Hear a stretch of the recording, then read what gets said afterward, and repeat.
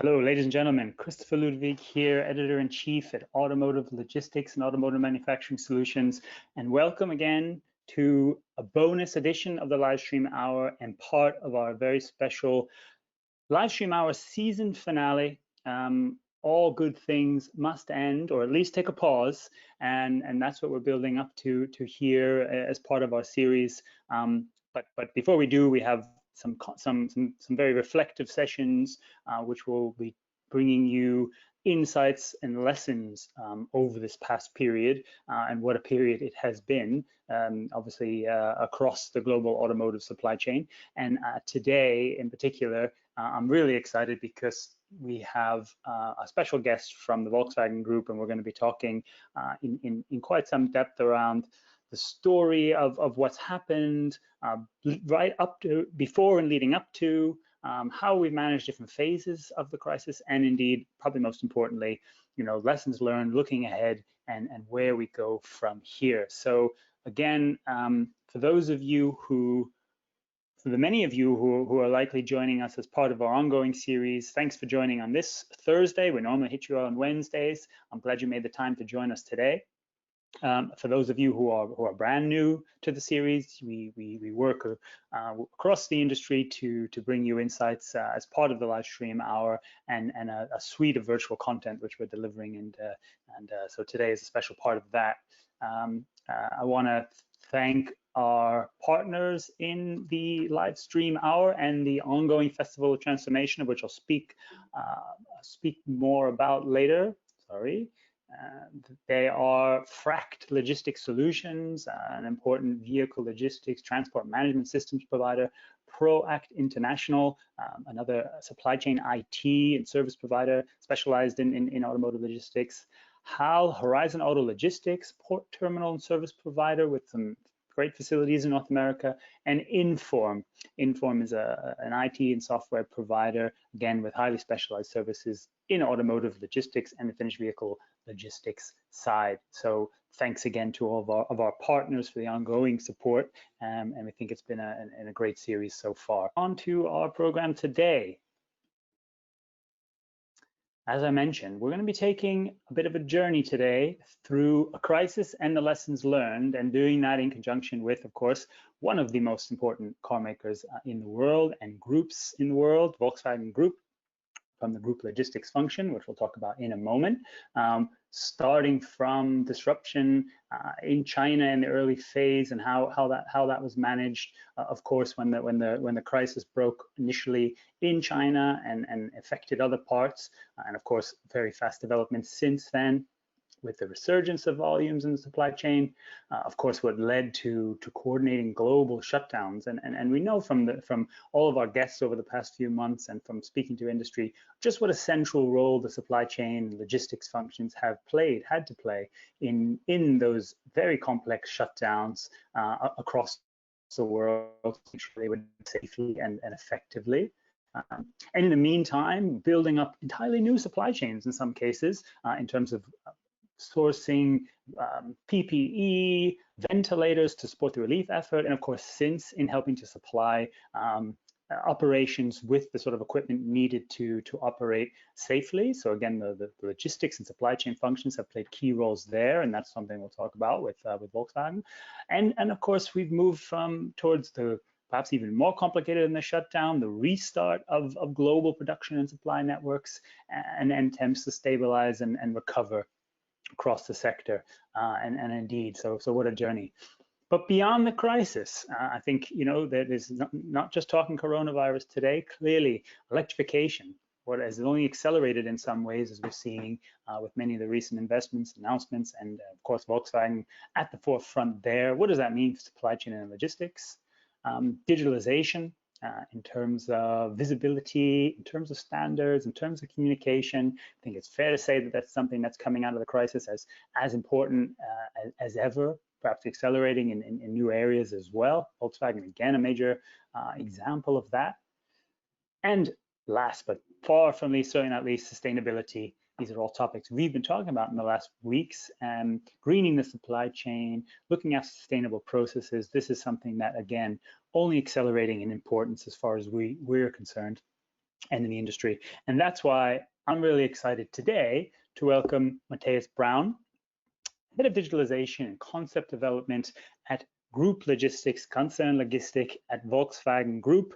This is an important central function that steers cross-brand logistics, and Matthias has very key roles in digitalization, material and container processes, and steering parts of the digital strategy. So it's my pleasure to welcome Matthias. Matthias, are you with us there?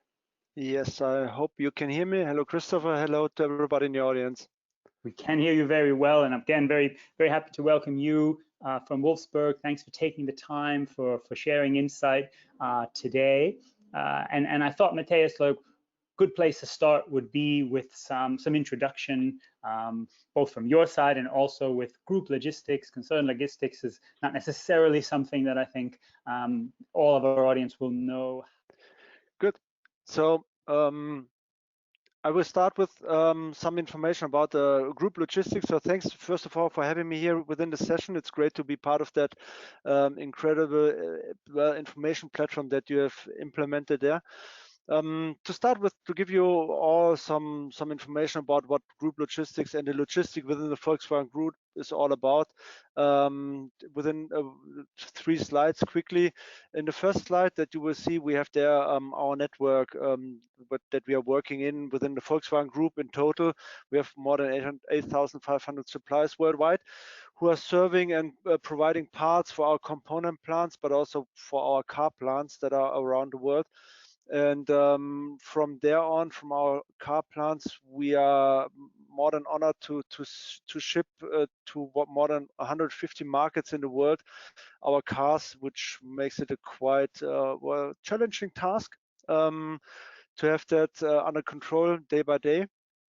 To see what is more in some detailed figures in the next slide, you can see that we have there more than, and sorry for that, these are in German, so I try to translate them best way possible into English. Every day we are shipping more than 200 million parts around the world for producing 48,000 cars every day, which are, let's say, in the normal phase of a production year. Within these days, we are obviously much lower than that. And within Europe, to give you also a rough estimation how many trucks and wagons we are moving every day, more than 18,000 trucks that are picking up the goods, driving on the highways, or within our plants bringing the goods to the unloading zones. And we have more than 1,500 wagons that are within Europe running and trying to bring it from plan A to plan B. So these are some figures, and every year also we are shipping 2.7 million cars around the world to bring them to all of our markets, 250,000 containers that we ship around the world. And in Europe, in total per year, 80 million cubic meters of automotive parts that we have within the supply chain. To organize all of that, in the next slide, also to give a short insight how we are organized. We do have within all of our plants, we do have all the plant logistic functionalities that we need. These are the 122 plant logistics, where you have the warehousing and line feeding and everything that you know from the operational daily work. Then we have our brand logistics, which are covering all the cross-brand functionalities, like the pre-series activities or the discussions with the sales company, sales organizations about the orders that we get and when to produce them, and how to distribute them if we have different plants to produce the same car. This functionalities are organized within our brand logistics, and then we have covered the rest of the functionalities, which are the cross-brand, or as I always try to make it more precise to everybody, the synergy potentials that we bring together by bundling volumes, by doing things just only one time for the whole group. This is done within Group Logistics organization, where I am part of, and that's the way we try to organize ourselves in order to handle this huge network that we're responsible for, and that we are covering with the great support of a lot of our service providers who are doing the daily job and supporting us in the supply chain. So Chris, this was just a quick insight about our organization and what we are doing, how we are working a little bit to manage this complexity. Great. Well, I think that's a useful intro to set some context to understand the organization, and therefore perhaps we can then talk about obviously the roles that it would be playing this year. Why don't we start with some of the let's even start a little bit earlier, so rather than going right into the crisis, obviously the crisis would have disrupted a lot of plans, but what would you have set as sort of your major pre-crisis objectives in group logistics, coming into 2020, in terms of what would have been the really top priorities, and then we can talk a little bit about how they may have changed or evolved from there.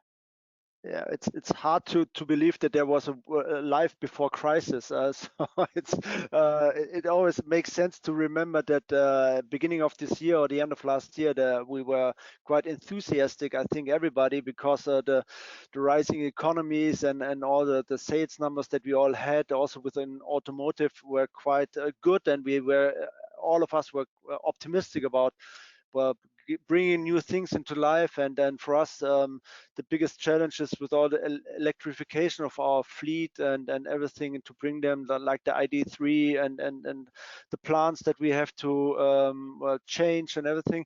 And also within our logistic chain that we are responsible for, we try to bring some new aspects in. We had some cooperations with our Rio organization, the brand that is responsible for digitalization. So we were quite optimistic to really the thoughts that we have and the things that we started with, to bring them to life, to make automation possible, and also in the administrative processes, which is named like predictive analytics, AI, however you want to name that. Digitalization aspects that were started in 2019, where we said, okay, now bring them into our plants, because that's where they really bring an added value to our processes. Bring them also to our service provider. Let's get connected. Let's do the things better with the ideas that we have created in last year.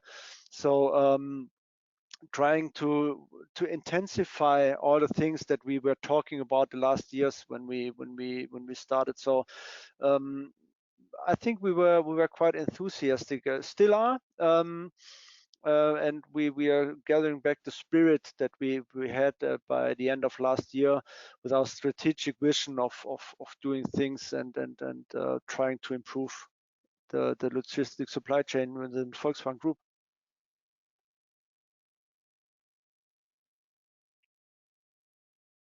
January or February, when things started, and clearly it starts in with the situation in China. From a group logistics side, what were some of the key things that you started, that you had to respond to then, in terms of identifying the parts and moving, keep plants sort of running when it's from China, and then obviously as it spread? Can you tell us a little bit about how that looked from the inside at Group Logistics? It was quite interesting, because my normal responsibility is to make digitalization and new concepts possible within the Volkswagen Group. And in those days, at the end of January, I took over for interim time the position for steering the whole transport network, which was my previous job, because one of my colleagues retired, and until his successor came, I had to take over this responsibility. This was right within the end of January. And it was first of all, it was difficult to see that something happens so far away in China, and to bring into our mindset also here in Europe that we are heavily affected by this things that were happening within Wuhan. That was only Wuhan, and so what Wuhan? Where is Wuhan, and why are we affected by that?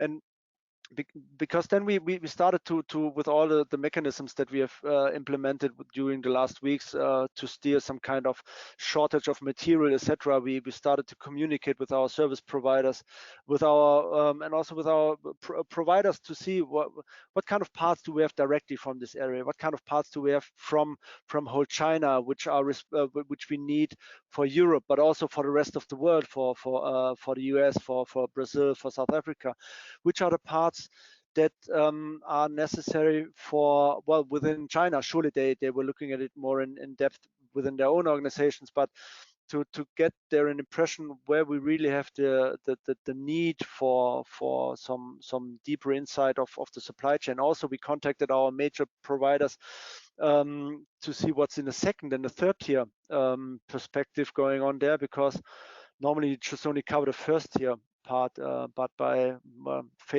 we have faced some of these issues some years ago or during the last year, so we are quite aware with all of our providers to talk about that also. And it was great to see how fast the whole partners within that network were able to react and to start bringing transparency into that situation. This was really good to see from the parts supply part, but also from the part of our service providers to give us the latest information about possibilities to fly, to pick up goods within China, what capacities do we have, etc., etc. So and also to collaborate with our plants within Europe and the rest of the world to see what is the critical parts that we have, what is the time that we still have until we get shortage of material.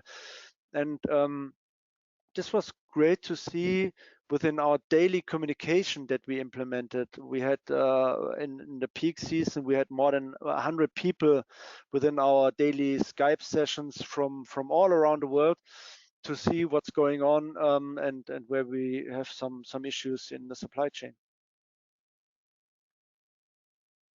And I can imagine that obviously at that point, 100 people doing in China, and then clearly, of course, as we all know, this moved quicker than we would have expected, I'm sure, across the world. And so, again, when we think about the role of shutting down so many plants like that, and I think I can imagine there's so much that goes in from a logistical point of view that we probably might not have thought of before, but must have required quite a lot of close collaboration, coordination with suppliers, with logistics providers, on material, with the plants, etc.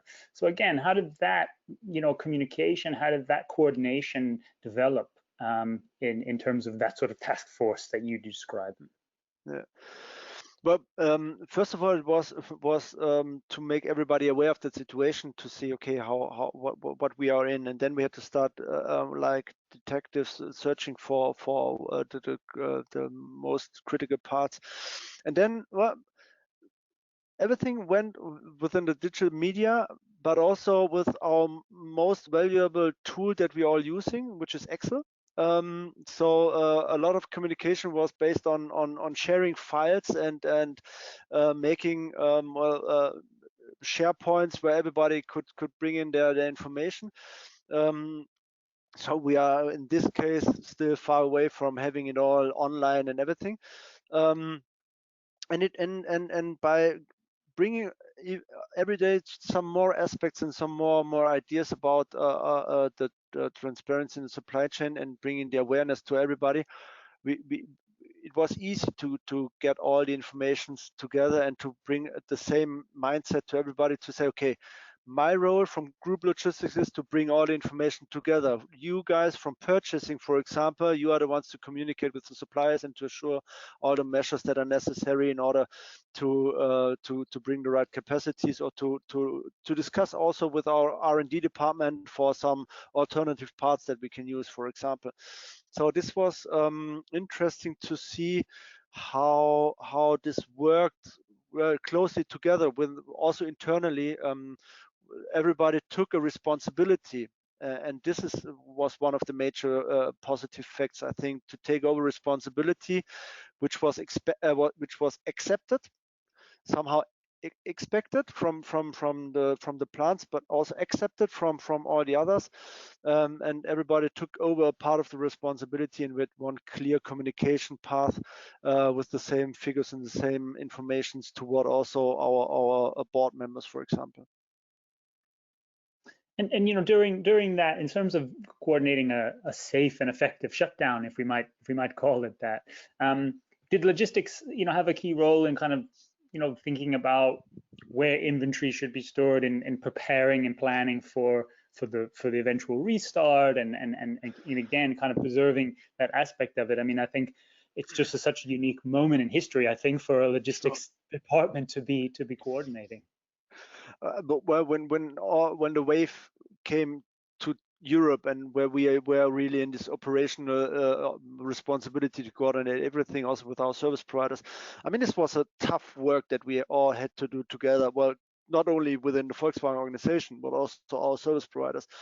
It was to coordinate, yes, the resources that we needed, the right communication channels that we had to find to bring all the information together. We also had to communicate a lot with our operational guys in the plants. The goods receiving areas, when it all started with the corona in Europe, we had the discussions also with the unions. How do we handle the trucks that are coming from Italy, for example?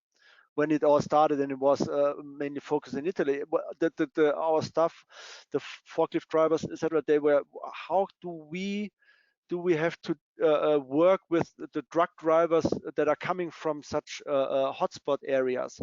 So we had to write down really step by step, how do we, well, first of all, for our partners, how they should work with their teams, with their truck drivers, etc. Then we define clear roads for all the truck drivers that came into our receiving areas to wash their hands and whatever, to keep the distance and everything which is quite normal right now, and also to say within the unloading areas, please, dear truck drivers, stay in your truck, just only open the truck and then go back, and then we will let you know when you can close the truck again and drive out of the unloading zone. So some kind of rules that we had to define, which we defined, but we also discussed them with our service providers. We discussed them with all of our plants, and we brought it all together within let's say one catalog, how to work when the plants were still open. And then it was clear that we had to shut down all the plants, then it was really important to coordinate. Well, all the trucks, for example, if you have a truck coming from Spain that comes to the plant in Wolfsburg, and you say, okay, tomorrow we will shut down the plant, you still have to assure that the truck that is on its way to Wolfsburg, that there's still an unloading area which can receive that truck, for example. So we had to play that role of bringing all of them together, and have to make there also regulations about that. And we came up until the point to say, yes, we do have then daily meetings with our service providers, daily meetings with our plants, to discuss about the issues, the topics that are necessary to consider for that kind of lockdown. So maybe let me ask you kind of the question there in terms of communicating that across the partner network that you have there as well, right? So how do you work there collaboratively with your partners and your service providers in terms of creating that kind of playbook, if you like, of how to manage this situation?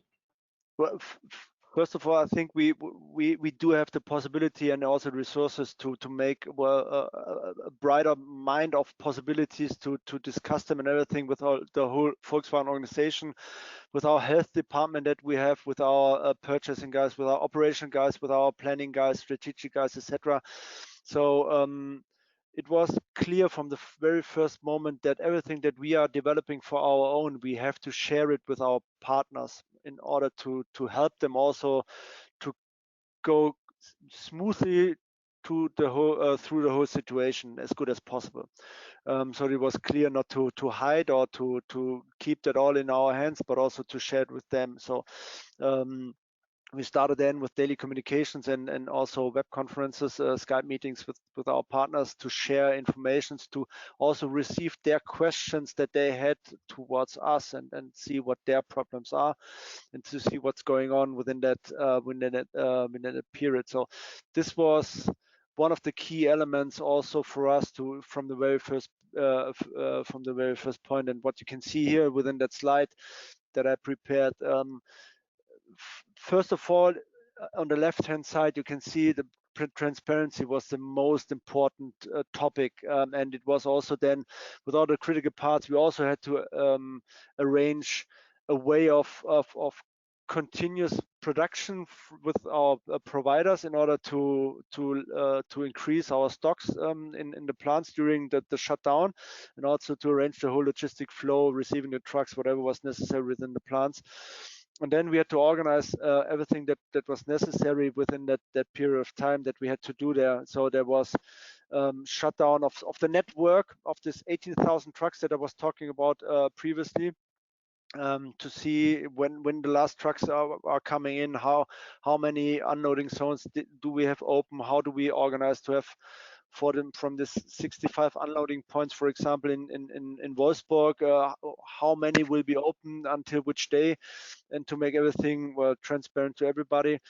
And then also to discuss also during the shutdown, to discuss with all of our service providers what is the outlook, when do we think we will start the production again, what are the key aspects, how do they communicate with our providers to pick up goods again, and when do the providers open their loading areas and their warehouses to pick up goods again. So this was also quite hard, and the situation, as you remember, was different in Europe. I mean, there was totally red zones in Spain and also in Italy, where it was forbidden, and police stopped everybody who wanted to get into some areas there. So how can you manage to get in there and bring parts out of that? So also we had to make up our mind then. And the clear communication also with the partners was, well, you see it on the right-hand side, red bubbles and yellow bubbles there in this list, where red shows the plants when they were shut down and when they started reopening, and also with where the contact partners, where you can find them, whom you can contact, etc. So it was quite clear and transparent to everybody how it should work. Wonderful. And apologies for my short interruption there, and thanks to my colleagues for coming to my rescue. I think the summer is heating up all of our network capacity as such, I'm sure. You know, I think before we move into some of the recovery bits, I wanted to talk a little bit about, well, firstly, interesting note, perhaps especially for you as head of digitalization, Matthias, to talk about the essential tools of Excel, right? And as we see here, the communications plan, in some ways, as complicated as it is, does come down to, you know, good ways to communicate person to person, be that through, you know, digital media or through good planning spreadsheets. And that in this particular moment, it wasn't necessarily, I don't know, AI swooping to the rescue, clearly not at this point, right? So it's perhaps an interesting point there, just around the effectiveness of planning and tools and communication, that I think, you know, did that surprise you in that way, that these were the tools that were most effective, or you know, and from your side?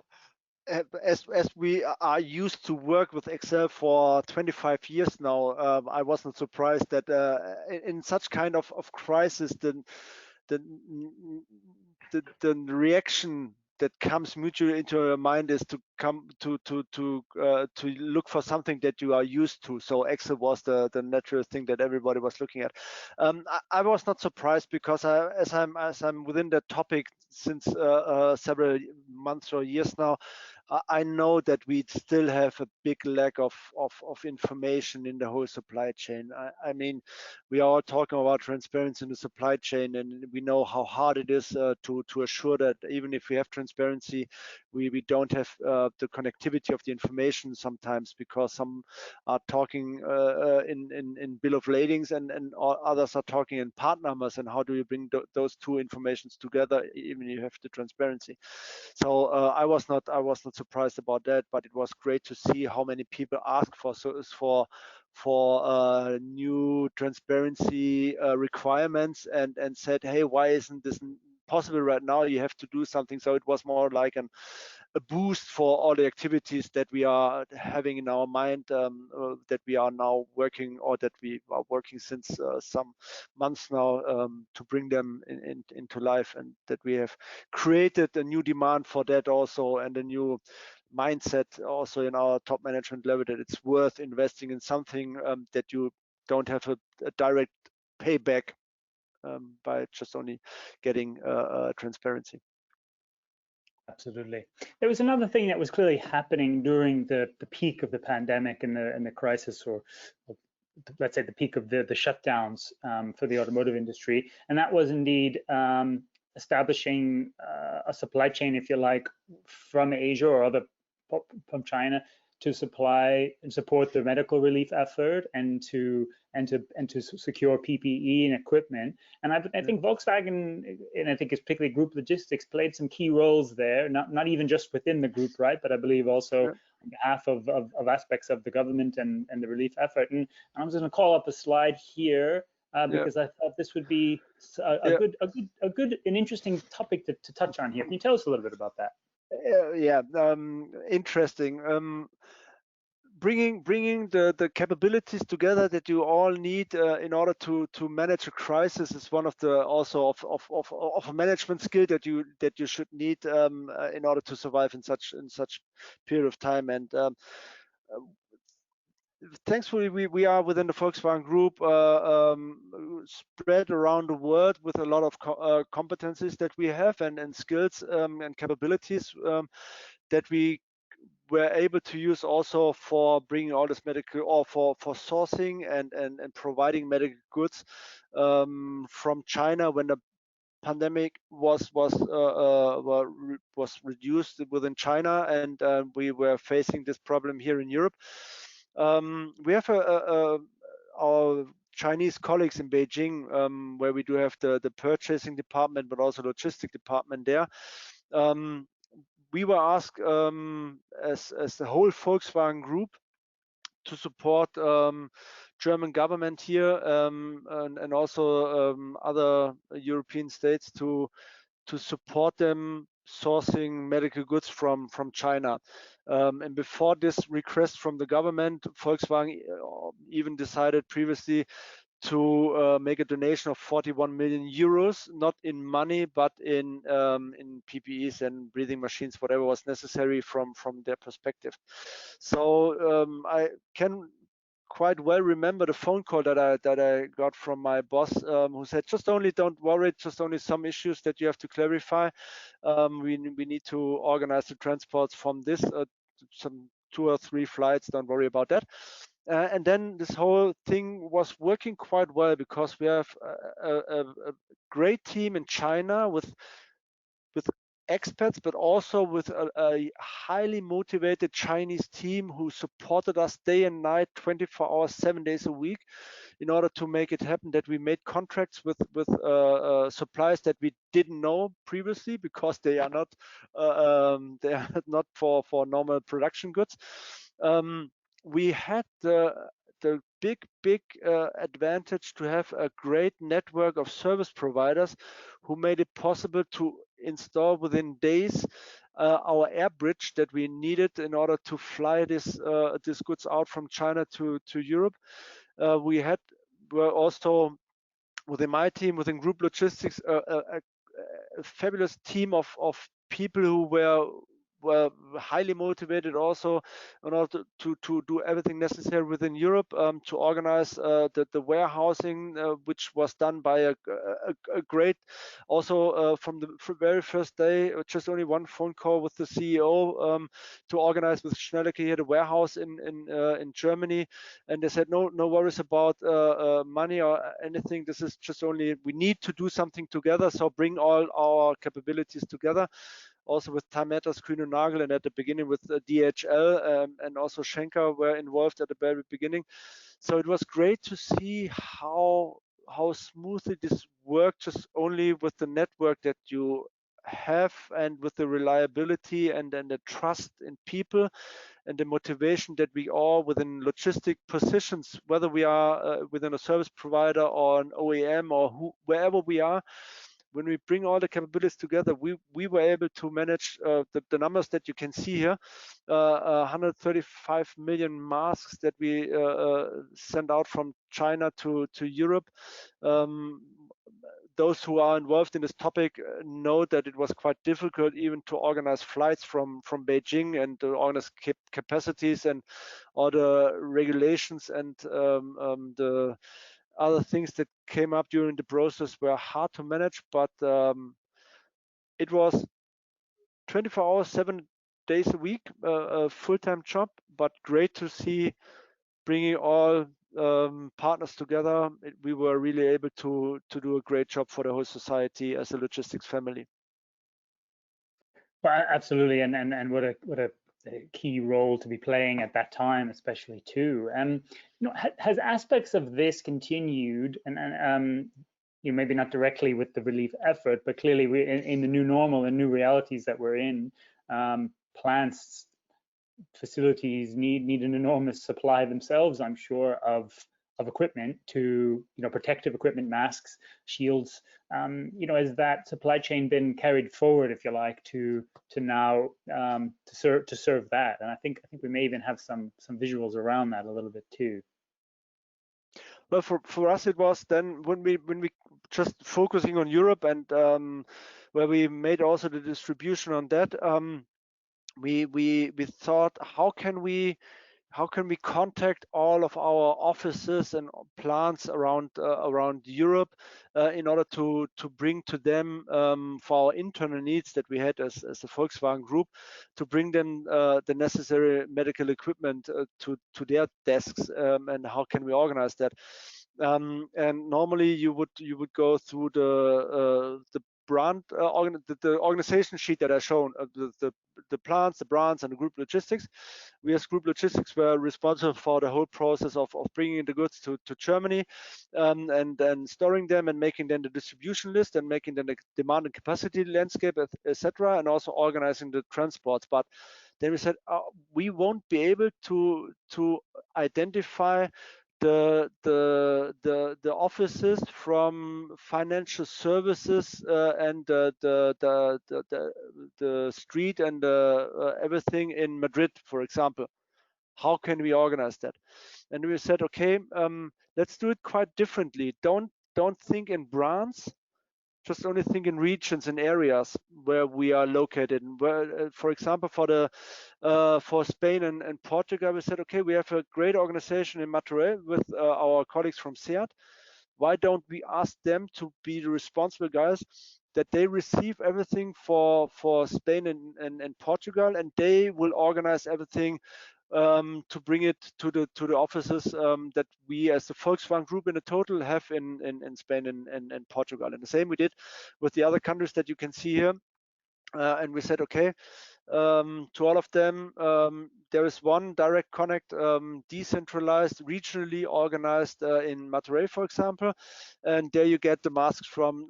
So we had there some kind of pyramid organization, which was not based on brands, but which was more on a regional aspect distributed from us, and this also within Germany. And this might be an idea to optimize our supply chain also for our production goods in the future, not to think in brands, which is we as logistic team, we don't care about the the goods that if they are for Skoda or Seat or Volkswagen commercial or whomever, we are just only trying to optimize everything the best way possible to the point of use. And this might be an idea that we will discuss internally, if this could be some optimization of the existing supply chain also for our plants.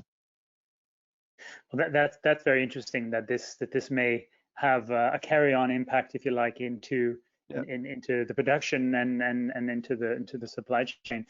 Let's talk a little bit about kind of where we are now in terms of the status of the supply chain. Obviously, we've gone through the restart.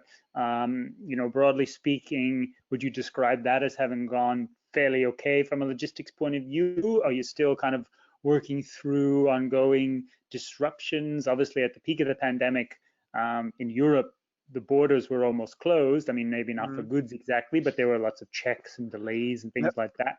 How would you kind of categorize and describe a little bit that phase from restart now to recovery and the levels of disruption we face? First of all, I have to say that we have had we are really lucky to have so well prepared and motivated partners within our supply chain. They managed all the operational things and also the border crossing processes, etc. With a phenomenal energy and spirit, so we weren't affected by any kind of traffic jam that were at the borders by the checks or whatever. So they made a huge, tremendous job, which we highly appreciate. Well, right now, and we also know from the discussions with them, because we also try to understand better the way of working, how they made it possible to survive and also to continue with the drivers that they have, which are not originally based where the company is based. So how did they manage to keep them within their trucks driving our goods from A to B? And they had to do a huge job and a tremendous internal discussions. Everything that was necessary to fulfill the requirements there, and they did it really well. And so when we started with the production rising back again, we saw that there were really good improvements there, that we had a continuous flow of material. We didn't have any shortage of material, so it was smoothly, because the service providers did a great job during the pandemic. We try to keep them always aware of what's going on within our internal discussions and how we are organizing, trying to make the ramp up back again with the production capacities that we are planning of, etc. So to keep them also always online with our informations. And it worked quite well. And today, would you describe the situation as relatively stable? I mean, I know. I mean, you're still kind of overseeing some of this more operational role, I think, as you described, at least temporarily, right? So from that point of view, would you say it's stabilizing, or is there still more disruption than we would typically see? No, we have a quite stable situation with our supply chains. The suppliers are happy to produce again, because then also the issues of liquidity within the financial aspects will improve. So we also had to face some discussions with some of the providers. We said, okay, we don't stop the supply chain. We have to support them, otherwise they might have some issues financially. When we had the information about that, but also within our logistics supply chain, we have quite stable situation, and the things are running smoothly. So we are quite proud of that, having their good partners doing a quite good job, and also the communication is running well, and we are informing them best way possible, also with our production capacities that we need. We have some kind of forecast system that we are giving them every week, so that they get in information about the volumes that will come within the next weeks. So yes, we try also to support them best way possible that they can do their job properly.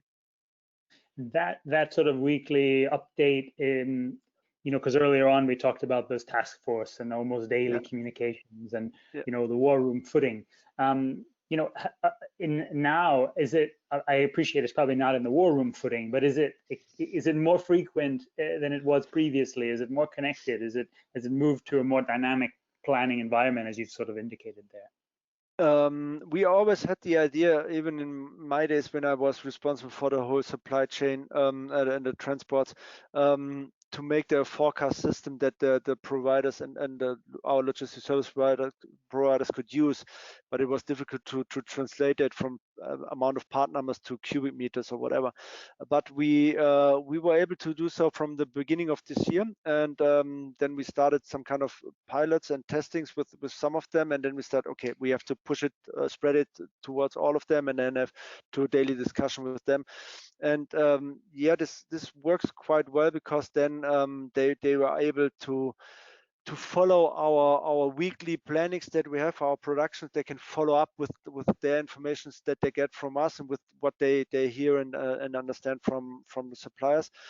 And yes, there might be more dynamic within the activities in the supply chain, but we try to make it as stable as possible, because every change, every dynamic that you have will come up with additional costs. So you have to see where you also disconnect some areas, where you say, okay, we disconnect the inbound from the in-house process because we want to have it as stable as possible. And when you have to trade off from the transport costs and the warehousing costs and also your inventory, and when then it makes it feasible to do so, then it makes really sense to have a stable supply chain, to have then the disconnection with the warehousing or a trailer yard concept, and then feed it to the line. So this is, I think, the proper way to do so. I'm not a friend of making everything too dynamic. You have to be updated. You have to be really aware of what's going on and the change and everything. But I don't like to change everything from today till tomorrow. You need some kind of stability also for the providers. Otherwise, you will always be in a hurry. And well, if you're in a hurry, you cannot breathe, and then you cannot think, and then you cannot optimize, and then you will just only run without knowing towards which goal you're running to. Absolutely. And from the kind of digital tools and strategies that you're looking at, is these areas where you've seen some change, or you looking to any new systems? I mean, I put a slide on very early on, obviously, about the industrial cloud. That's a big thing going on, certainly within the plants. I think there's other initiatives in the logistics side in terms of standardizing things, and maybe, regardless of whether that's related to the pandemic or not, maybe you can give us some insight into what's happening there. Perhaps you can show the slide, which is with our 3 levels that we have. Thanks. Yes, that's the right one. I think this is the chart that we developed 2.5 years ago, where we said, okay, we need to have our vision within a clear picture. So what you can see here is our vision for the future of our transports. In the middle, you can see the operations that is going on from our suppliers on the left hand side with all the transport modes with full boxes to our plants, and backwards with the empties to our service to our providers, which is our daily normal process, where we need to have the highest transparency in this process, in order then to bring it to this operational level, to enable automation within the operation process, within the supply chain, within the hardware that we are moving every day, but also within our administrative processes. Because if you don't have the information from the running process, then you are not able to automate with anything in the world your processes. So this is the idea behind that, and then to use that information also for supporting this decision making, for the strategic planning activities, to make the network planning more mature and also smarter than it was perhaps in the past.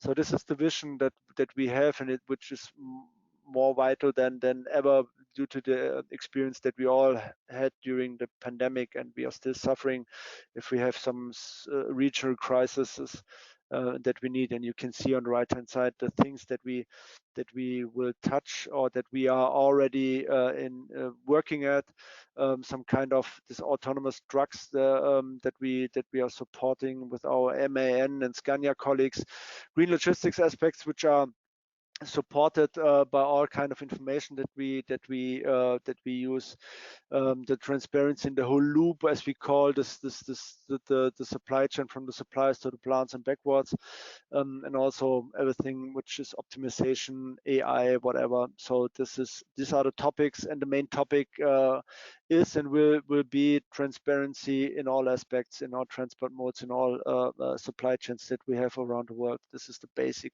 Otherwise, we won't be able to do any kind of optimization within the process. From the group logistics, then, do you look at standards that, for example, the different brands should be using to consider in those systems, or you're looking at systems which are maybe more centrally driven in standard, which can roll out across?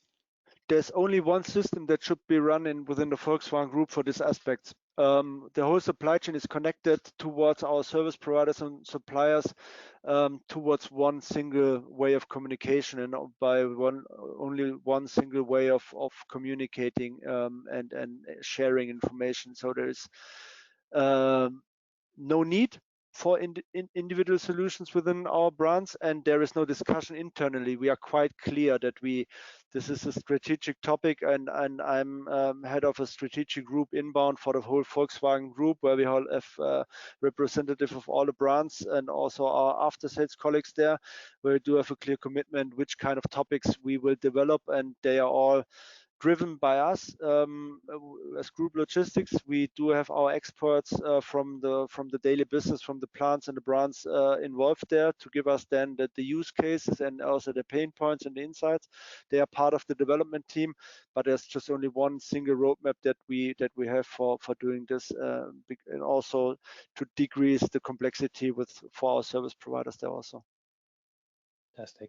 I just want to turn to a couple of other audience questions. A few of them have been very much in the direction we've been talking, but one which we haven't touched on is, how do you see the future concept of KCC? So I believe this is the group consolidation centers, which was formally implemented within my period of time when I was responsible. Yes. Yes. So the question is, will it be integrated, enlarged into some AI exercises to run optional cross-docking, or is this a quote-unquote run-out model?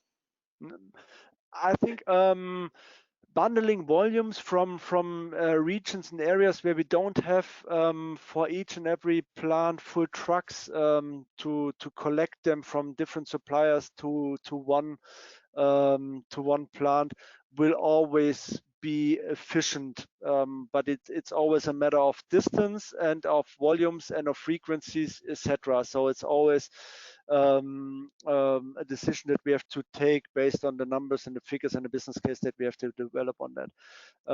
But I'm quite sure that we will change the way of making and having our network, because today we have a truck network, we have a full truckload network, or which is not a network, which is an individual decision from each and every plant to implement some full truckloads from A to B, and we have our rail network. And if we are thinking more in this sustainable way, green logistics and everything, I don't think that this is convenient to continue with the silos of transport modes. I think we have to be there more dynamic, to come back to your dynamic point, but in another aspect, we have to use the transport modes not only on an economic way, but also in a more sustainable way. And we have to switch based on the critical parts issue from the plant perspective, the lead time, etc., but also from the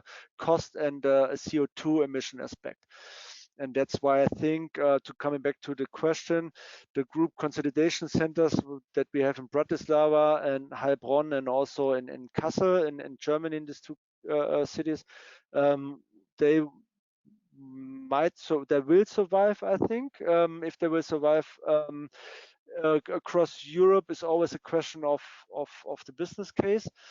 and what kind of dimension, and if we need, for example, rail access in this cross docks that we are using, this might be then an extension in order to develop our network towards 2025 and more.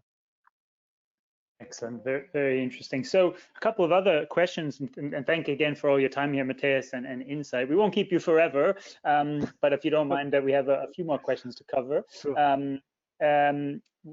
There was, I mean, during the pandemic, there was a lot of talk around supply chain resiliency and improving resiliency, and raising some questions as well, I suppose, about inventory management and, you know, what's the right levels to carry? Should there be more? The focus between just in time or just in sequence, and that. That's a broad topic and very specific. It was interesting to note, I noted on the show a couple of weeks ago that Andreas Postmann, who was then board member for production and logistics of the Volkswagen brand, was talking about prioritizing certain built to order or customer order vehicles to reduce some inventory and delivery time. You know, from a logistics point of view, too early to say about changes like this? Do you see potential shifts in the strategy around inventory and resilience in the supply chain? Surely everybody's thinking about getting more and more resilient supply chains, and I think there is not only one single solution for that. Just increasing inventory doesn't make sense, because then you have, on the other hand, you have a problem with the liquidity in your financial flow. So therefore, it doesn't make sense to make it just only that way. It also doesn't only make sense to make the whole process from the order, build to stock, whatever, to change that dramatically just only as one solution. I think this needs to be a whole package where we all are involved, and where we all have to be aware in a collaborative way of discussion, that we have to come together. How can we, with our responsibility, make it more resilient by sharing more information, by, yes, in some aspects increasing inventory, but make it also more on a use case based. If you see that there's something going on, just raise it, but just don't raise it forever. Just look at it and be aware of what's going on within your supply chain, and then you can take the right measures. You have to have a catalog of things that you can bring then to a specific problem that you have, and this is so my key topic always will be, and also for this build to order issue, and how you will make then fast lane concepts at SEAT, for example, and also from the brand of Volkswagen, what Mr. Toastman mentioned. These are aspects that will help, and this will help the customer satisfaction, will help also to decrease our financial aspects and inventory, etc. But you have to look where it really makes sense to implement them. It's not spreading all of them 100%. Absolutely. I wanted to just touch again on the sustainability point. You made it in relation to the consolidation centers and how that works. We've seen in the past month a Ro-Ro ship, the Volkswagen Group Ro-Ro ship using LNG. That's obviously also been a big initiative. There was quite a period when the group set some carbon reduction targets, which were being hit. Can you give us an update on the kind of vision, if you like, for sustainable supply chain? What are some of your really key objectives in not just 2050, but in the next years? Short period of time, that's the near future. If you don't have any measures for the next 1 or 2 years, you won't be able to fulfill the requirements within 2050. Well, we are 100% committed as a whole Volkswagen Group, and therefore also as logistic team, to the Paris Climate Agreement that we have. So therefore we have to reduce our CO2 emissions by 30% until 2025.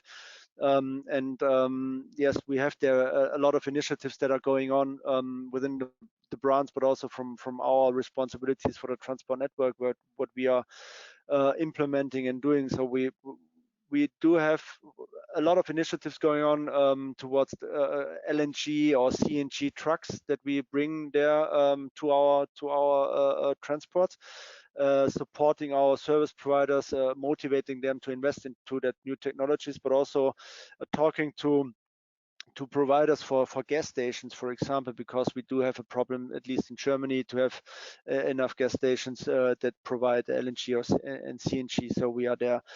We are also supporting electrified trucks that are now coming with shorter distance that they can run, but we try to support them, at least if you have from external warehouses to the plants to use them and to get experience there. So these are initiatives that we are supporting. The thing that you have mentioned about ro-ro ships or the ships that we have with the LNG is also a good example. We are also with the Deutsche Bahn for all of our train transports that we have an agreement that we have 100% CO2 emission-free relations that we have, and we want to bring, as I've mentioned, with the more dynamic, with the transport modes, we are thinking about, and this is a more long-term initiative, to change our network, less silo-orientated truck train, to make it more combined and more flexible in that way, to use the transport node that is required from the cost and the supply perspective, but also driven by the CO2 aspect more. Excellent. Okay, so fair to say that this will be playing a key role in network selection and design, and in even logistics provider and modal choices as such. Absolutely, it will be, and it's coming. We have to train our people more to make them think not only in euros but also in CO2 emissions. This is our responsibility, and we really have to think more disruptive in a way. If we would do it new, how would we do it with the knowledge that we have right now for our environment, but also for cost-efficient processes? It's not just only to make an evolution of something. You have to make really a disruptive new way of thinking and this network designing. So we could spend a whole other hour, well, more than that, conferences on electrification of the supply chain, and clearly Volkswagen is investing tremendously to catch up and take a lead there. ID.3 obviously coming now. You know, from a logistics side, again, let's talk in the now with Zwickau going all electric, with Emden and other productions coming. What are the big? Are there some significant changes, new standards, etc., that you're working with in the logistics side to manage this, to prepare, and perhaps especially what your providers need to know and do to support you in that transition? Yeah, well, this is always a big and a good moment to make new investments also within our planned infrastructure if we have new models coming inside the plants, and that's what we did. And also we changed a lot of our philosophy for the sourcing processes, where we normally, if we make the sourcing, we ask just only as a standard way of transport to make it available for our trucks and for all of our batteries and battery cells. We said, okay, we don't want to transport them by truck. We force our suppliers to bring them to the train, to connect them to train networks, and we force them also to make the infrastructure ready, their production side. So therefore, yes, we are implementing their new things, automated way of unloading, for example, which is, yes, I know for some industries is a quite old thing, but we are now implementing this also for in our plants to make this automation ready from the plant side, but also from coming from the train or from the truck side, to make this automation to reduce their or the labor there. So also new ways of containers that we are using, new ways of possibilities within the car plant, the whole infrastructure they are using for autonomous driving vehicles there inside of the plant. So yes, there are tremendous changes within that we are using this possibilities, this chance to change also old infrastructure.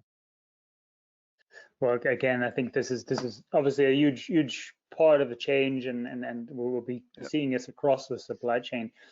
Maybe one last point I want to call up. I think a last slide here, and I think it's worth worth talking about this actually, because we, again, in your role, and I think it's come out a lot over the last hour, the human side of any of these processes, in particular the digital ones, whether it's communication chart or making decisions. You know, from your side, how important is it, and how do you plan to increase the digitalization, but keep human talent decisions at the heart of what you do in logistics? I mean, a lot of people would expect me to say that we make everything automated, AI, and everything driven by data, and we will reduce 100% of our staff and have the dark office with nobody within there working, just only have our computers doing the job. I'm not a friend of that. Might be a consequence of my age and my working experience. But to be honest, I'm 100% convinced that we within the logistic family, we do live with our personal relations that we have. This is the basis for everything that we are doing, that we are moving. If we are moving goods or information, this is one of the key aspects, and this was one of the key elements that I'm really proud of within this pandemic situation, where we established within days such a supply chain from China to Europe with masks and all the other medical goods, where I'm quite proud of. With 1 or 2 or 3 calls, it was we were able to manage that, and we were able to connect people and bring them together and say, yes, let's do it, it's worth doing so. And it's just only possible if you talk to people and not to talk to machines. And such kind of situations, we have never experienced them, so therefore no AI algorithm would have been able to manage that, and we will face some kind of other problems in the future where we depend on people. But I'm also quite sure that we can improve a lot more in where we spend interchanging information and trying to calculate things manually, etc. I'm also 100% convinced that we can do it better than we are doing it right now. So I want everybody, also the younger generation, to accept that we will continue with our people, human-centric business, where it's worth not sending WhatsApp messages, but it's worth also drinking a beer together in a lobby of a bar and talking to each other, because this is the basis of all the relations. And I want also people from my age and my generation to be open to digitalize more than we were trained and teach some years ago, because this is also something that we need, and it's also more than relevant to tear down all the borders that we have, to allow more cooperative and collaboration between partners, and to look to each other as partners. I'm not just only by paying a bill to a service provider, I'm not better and not knowing the topics better than anybody else in the world. I want to talk and work with partners, with professionals who are able really to challenge my ideas, my to understand the problems, and where I can participate from their knowledge. So that's why I always also stressing this partnership issue. And let's digitalize all the processes where it's possible, when we see that we get an added value out of this digitalization, not just only by telling our bosses now we have AI, but we don't know what it makes, why it is there, and what it makes better. I mean, I think that's some very well made points, and I suppose if we try to be positive about the current situation where we can be, then we might hope that it's accelerated some areas of digitalization that needed to be, or that need to be, in terms of recognizing the tools that we have. But I sure as hell can tell you that it's made me miss having a beer with some people, and certainly connecting and being able to work together. So if we're lucky, then we'll kind of come out of this more digital in the right places, but also appreciating you know, as you say, where it adds value, and other parts that we keep and build on. So I think that's a strong point to end on. I think if there's anything else, would you know, I usually like to end the show with positives where we can. would that be, you know, perhaps the positives that you're seeing, or is there any other positive change that you've seen over the past months that you want to see carried forward, even when and if hopefully we can think of post-COVID, we can think of COVID as something in the past. So any other points that you'd end on there? Well, one point, this is also from the private life. It's not always to travel to the farthest point in the world or exploring the most exotic thing, the most exotic drink or something. You have to be aware of what you have, and you have to really appreciate your surrounding that you have with everything. Appreciate the possibilities that you have, and based on that, not to be too too fast in just saying, well, we need something better. But think about what brings an added value to you, to your life, to everything. Not just seeking for new startups, seeking for new technologies, seeking for something new. Think of what you really need. What is really your need? What is your pain point? What is the thing that you want to improve? What you really want to? And for the private life, yes, I want to take a rest during my vacations and I want to relax at the beach, but I can do it as well at the North Sea or the Baltic Sea, or fly to wherever, to the Caribbean Sea. So what is really the need that I have, and this would be something, if we conserve that, and if this brings the power to us and the energy back for the post-COVID time, then perhaps we can also even make it a better world and also a better environment for all of us to work in, and to really think that we are living in one world with one same vision and one responsibility. Matthias Braun, thank you very much for all of your time and insight and sharing the visions and answering so many of our questions. I hope that, I mean, it's getting close to beer time for a beer in Germany, so I hope that at least we could, I mean, we're not in Bavaria. You could have started much earlier, I think, in some places, yeah, surely. Right? But I thank you very much for that, and we look forward to keeping up with you and the Volkswagen Group Logistics on these continuing developments, and with you and your team. And thanks again so much for that. So we'll wrap up now after all that great input from Matthias. Thanks again. Thanks to you in the audience for your time today. And a reminder, you know, we're not just finished yet. We'll have our finale episode, part 2 of our finale next Wednesday at the normal time, Wednesday 9:30 Eastern, 3:30 Central European time. We're going to be talking, one of our key topics there, we'll be looking at updates from North America. Today we had a lot of focus on Europe and China, and also a global view. We'll zero in a bit more on North America next week with Benteler and with Honda in Mexico. So don't, tune in then. I'm going to ask my colleague if he hasn't, just to drop you the registration link, and yes, indeed he has. Thank you, Rich. If you haven't, for those of you who are signed up for our normal series, it's the same registration, so you're already signed up. But if you're not, if you haven't participated, please just take a moment to sign up and join us next week. You won't want to miss it.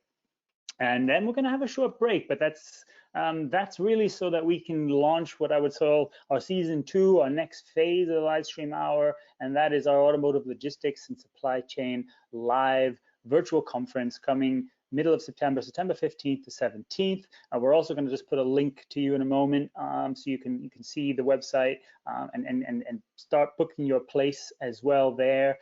This is going to be a fully interactive virtual conference, so with plenty of digital sessions like this, but alongside e-booths and one-to-one meeting opportunities, hangouts, all online, connecting global content. So we'll have insight from China, from Europe, from North America, and India and other regions as well, covering topics across the supply chain. So a lot of what we've been going through over the last 4 months, we're going to bring back then, and obviously go deeper and look. So sign up and get involved. We're really excited about it. We think it's going to be a lot of fun. We're still really looking forward to the day when we can have physical events as well, but we're